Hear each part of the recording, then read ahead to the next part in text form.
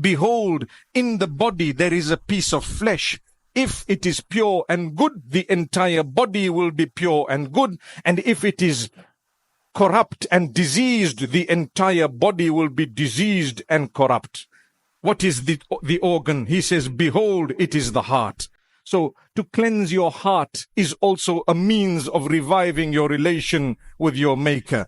Cleanse the heart of jealousy, of hatred, of ill feeling. Cleanse the heart of miserliness, selfishness. Reach out to others. Clean the heart of its dirty qualities. Like, for example, in some people, they have a really bad diet and they want to fix themselves. They want to get healthier. Then they go to a nutritionist or they go to a fitness coach or something. And he says, okay, we're going to do a detox, or we're going to do this program, and you're going to go on a keto diet, or you're going to go to this other kind of azab diet, or whatever they come up with, right? So what are they doing? Do you get cleansed overnight? No. And is it sometimes you're in the process of cleansing and you're like, I see a donut, I don't know what to do.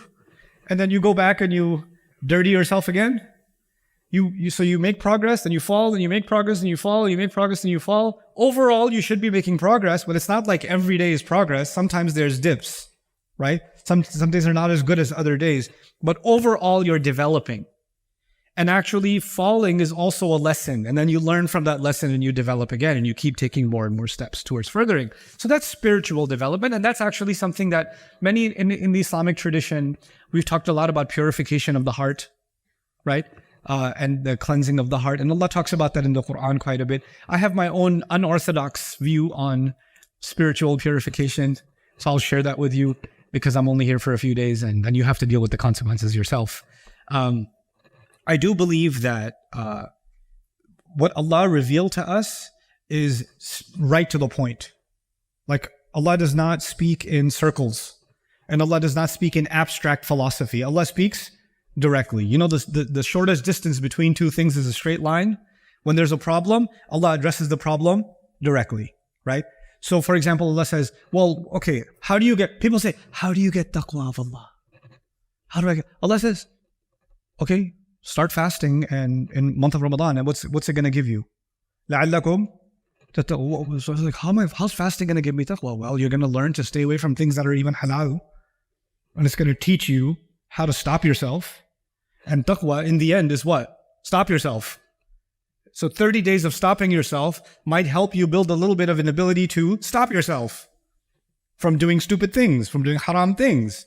If you can even stop yourself from halal things, then maybe that's a pretty good training for you to even stop from haram things, right? So it's a step, and it's not guaranteed. لَعَلَّكُمْ means hopefully you'll get some taqwa out of it.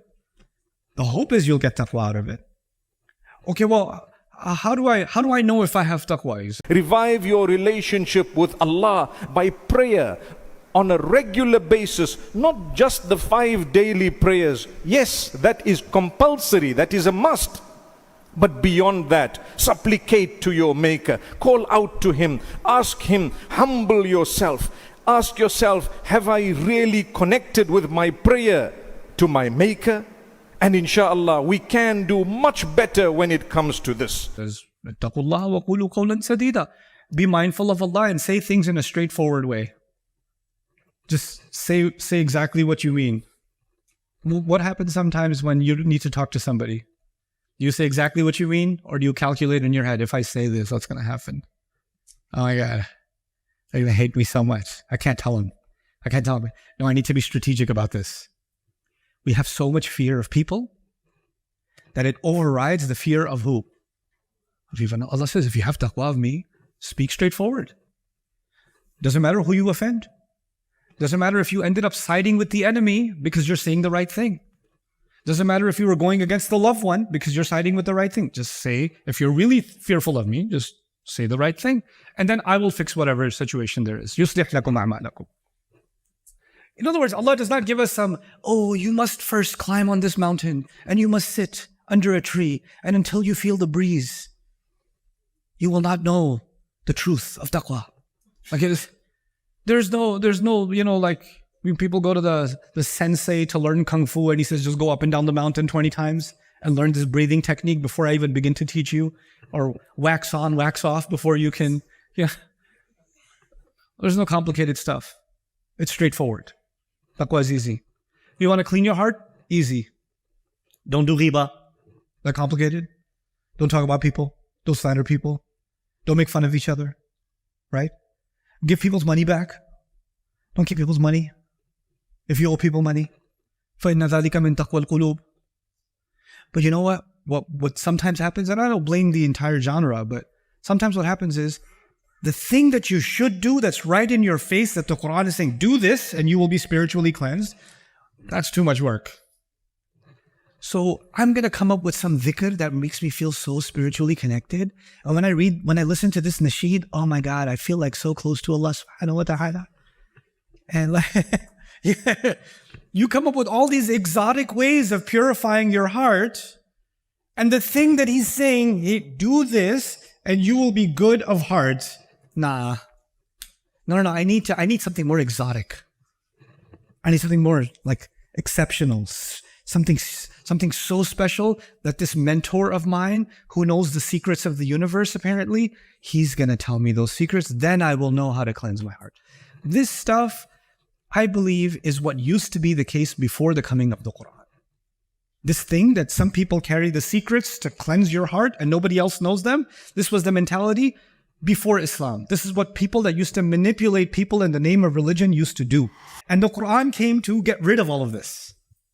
But human beings have their own human tendencies. So what did they do over time? They went back to the same tendencies again. And I don't dismiss the entire genre. And I actually appreciate quite a bit, across a variety of genres in Islamic studies, including Sufi literature. However, did we develop extremes? Yeah. And are some of them extremely against the spirit of the Quran? Absolutely. Absolutely. And if you go back to step 1, yatlu alayhim ayatihi, you'd be like, I need to distance myself from this version of spirituality that's actually against the Quran's spirituality. It's not just cleansing me spiritually, it's cleansing my concept of spirituality. It's actually purifying what does it mean to be a good person? You know, a young lady asked the other day, I feel so bad that I don't fast on Mondays and Thursdays. Did Allah in His entire Quran ask you to feel bad if you don't fast on Mondays and Thursdays? Didn't He free you from that burden?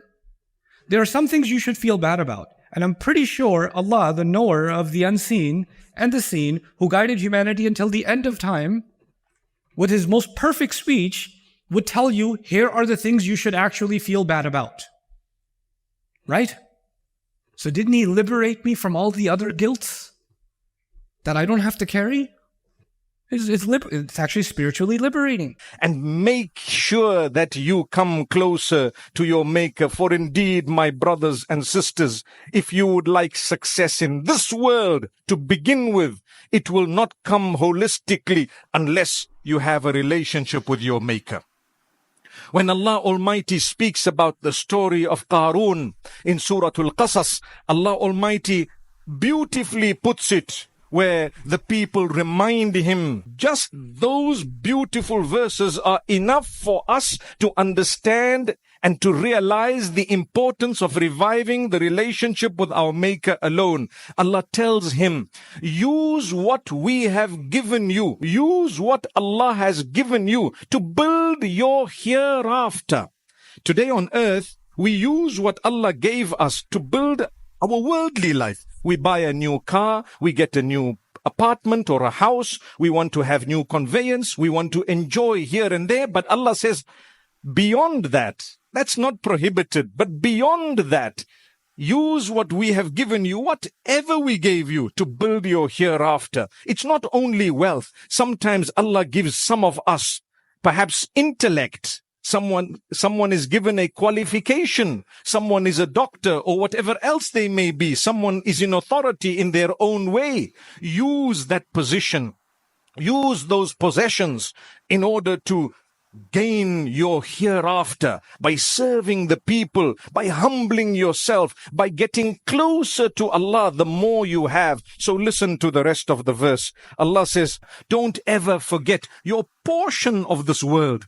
Which means strike a balance. It doesn't mean to be pious, You need to divorce yourself from the world. It doesn't mean to be close to Allah. You need to divorce yourself from the whole world. No, you remember the portion of this world, whatever I like and I enjoy, I will enjoy it within the limits of Allah. So Allah is saying, enjoy, but within His limits. Then Allah Almighty continues to say something amazing. Ahsin kama ahsanallahu ilayk. Do good to others just like Allah has done good to you. When Allah gave you something, learn to share with others. Learn to be good to others. Be kind to others. The Lord of the worlds was kind to you. At a loss are those whom when their Lord is kind to them, they become arrogant and haughty. At a loss are those whom when their Lord has given them, they become miserly. Rather, to develop and revive your relation with Allah. In Arab culture, for example, if a husband and wife had an argument with each other, and the husband got really mad at his wife, he would say, I hate you so much. From today on, when I think of you, it's like I think of my own mother. From today, you are my mother. And she'd be like, ah. This is called dhihar. This was a practice called dhihar. The Arabs used to do this. And that means forever again, I will never be with this woman again. I will never think about her romantically again. I will never be in a relationship with her again, because she is now equal to who? My mother. So this is disgusting now for me. Allah says in the Quran, الَّذِينَ يُظَاهِرُونَ مِن نِسَائِهِمْ مَا هُنَّ أُمَّهَاتِهِمْ. Oh, those people who do this with their women, they're not their moms. Done. I can't believe he said I'm his mom. Allah said, no, they're not. You're not his mom. You can say whatever you want. Some people are really into drama, right? They say dramatic things. I come from South Asia. We're really into drama. Right? Some moms will say to their son, from today, you are not my son.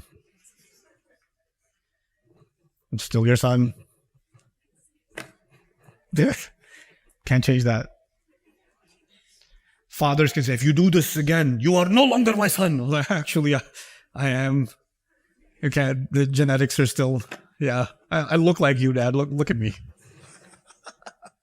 No, you can't change that. You can't emotionally blackmail people. You can't use emotions to control people. Allah even said, and I mentioned this before, emotionally people, relationships are supposed to be healthy, which means I have some rights and my wife has some rights. I have some rights, my parents have some rights. I have some rights, my siblings have some rights. I have responsibilities, they also have what? Responsibilities. It's a give and take. There's a balance between both. But what do? We use Islam to say, oh, parents have all the rights. And children have none of the rights. By the way, the only relationship where one has all the rights and the other has no rights is Allah and the slave. Because Allah has all the rights and we are just slaves of Allah. We don't have any rights against Allah. Everything Allah gives us is a favor from Him. Every other relationship has what? Rights and responsibilities. You think of a mother who doesn't feed her child and throws him out in the trash and goes to jail because of it. She says, but in Islam, I have all the rights. And that baby I threw in the trash should still treat me with ihsan when he grows up one day, after he comes out of foster care. You think she has that right? You think this is what Islam teaches? No. You have to do your part.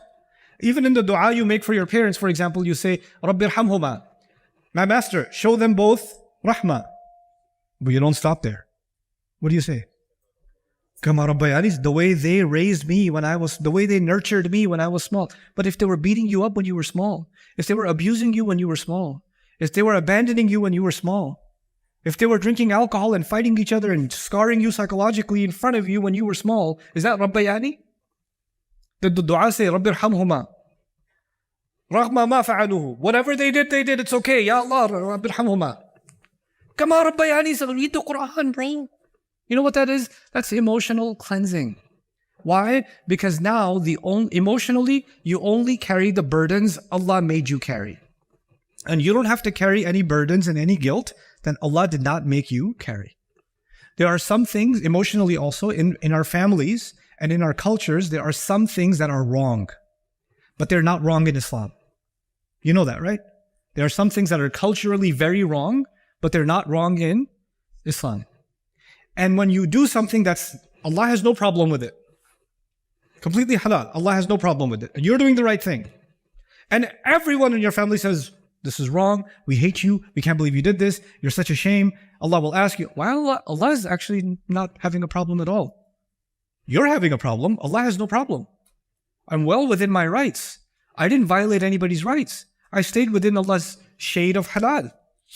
You know what Allah does? He removes that emotional baggage. He cleanses my emotions. I don't have to carry those emotions with me. I don't have to carry that guilt with me. If I owe real guilt, I owe it to someone who I actually wronged according to the book of Allah. If I actually wronged my parents, I owe that. If I actually wronged someone, fine, I owe an apology. And the other incredible emotional cleansing that Allah did is, how many times do you have to make tawbah to Allah before Allah accepts the tawbah? Tell me. Sincere tawbah, how many times? And then you have to believe that Allah has what? Forgiven. You have to believe that. We learned that in the Quran. Of course, you should keep making tawbah because we make many sins. But if you sincerely, so for example, you stole when you were a teenager, you were stupid, and you ran away with somebody else's McDonald's fries. You feel really guilty. Now next Ramadan, you decided to make tawbah for those fries.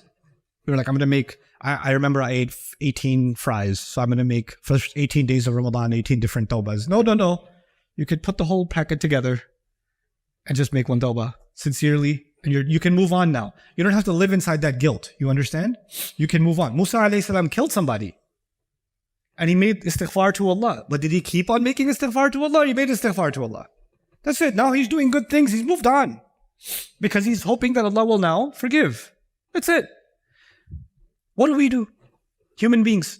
Allah says, ask me sincerely once. In Allah yaghfiru dhunuba jami'a. What do human beings do? Sorry, I did that. That's not good enough for me. You're not really sorry, right? Yes, I am. I am sorry. I said I'm sorry. Did you though? And then the next time you're in a bad mood, you remember what you did, right? But I said sorry for that. Yeah, you said sorry. You think that's enough? But I didn't just say sorry. I asked you, what can I do to make it up to you? And you said this, this, and this. And I did this, this, and this. And you're bringing it up again? Yeah, well, I can't let it go. Because I don't think you've paid enough of a price. I don't think Allah will forgive you. Because I'm not happy. Oh, this is the last one I'm going to share with you on emotional cleansing that Allah gave us in this book. Some people say, until I forgive you, I can guarantee you Allah will not forgive you. I love that one. I love that one. So until I forgive you, what's going to happen? Allah will not forgive you. Ah, I see. So that means on Judgment Day, doesn't matter how much tawbah I made, how much I corrected myself, if someone is still mad at me in the world who says, I don't forgive this guy, I don't forgive him. Before I'm about to walk into Jannah, he will say, Ya Allah, hold on. I'm still upset. Angels, haul him into hell. You think you and I control Allah's forgiveness?